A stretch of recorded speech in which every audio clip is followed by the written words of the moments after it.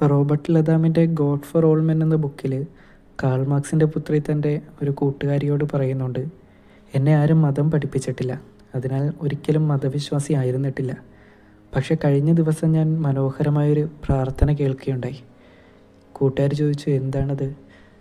പിന്നെ ഈ മകള് ജർമ്മൻ ഭാഷയിൽ സ്വർഗസ്ഥനായ ഞങ്ങളുടെ പിതാവേ എന്ന പ്രാർത്ഥന ചൊല്ലുകയാണ്. ഇന്ന് സുവിശേഷത്തിൽ ഈശോ തൻ്റെ ശിഷ്യന്മാരെ പ്രാർത്ഥിക്കാൻ പഠിപ്പിക്കുകയാണ്.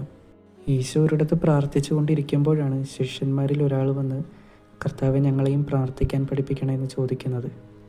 ഈശോയുടെ ആത്മീയതയിലും പ്രാർത്ഥനയിലും ആകൃഷ്ടരായതുകൊണ്ടാവാം അവരതുപോലെ പ്രാർത്ഥിക്കാനായിട്ട് ഈശോയോട് ആവശ്യപ്പെടുന്നത്. നമ്മുടെ ജീവിതത്തിൽ ആ ഒരു ആവശ്യം ഒഴിച്ച് ഒരുപാട് കാര്യങ്ങളാണ് കർത്താവിനോട് നമ്മൾ ചോദിക്കുന്നത്.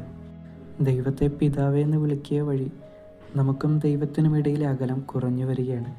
തൻ്റെ മക്കൾക്ക് ആവശ്യമുള്ളവ വിവേകപൂർവ്വം തിരഞ്ഞെടുക്കുന്ന നല്ല പിതാവിനെ പോലെ ദൈവം മനുഷ്യൻ്റെ പ്രാർത്ഥനകൾക്ക് മറുപടി നൽകുന്നു.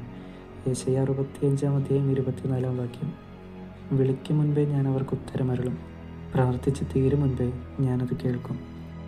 എന്തെങ്കിലും കാര്യങ്ങൾ നേടിയെടുക്കുന്നതിന് വേണ്ടി മാത്രം ഓടിച്ചെല്ലാവുന്ന ഒരാളായി ദൈവത്തെ കാണാതിരിക്കാം. പ്രാർത്ഥിക്കുമ്പോൾ സ്വന്തം അപ്പനോടെന്ന പോലെ ദൈവത്തോട് സംസാരിക്കാം. ദൈവം നമ്മളെല്ലാവരെയും അനുഗ്രഹിക്കട്ടെ.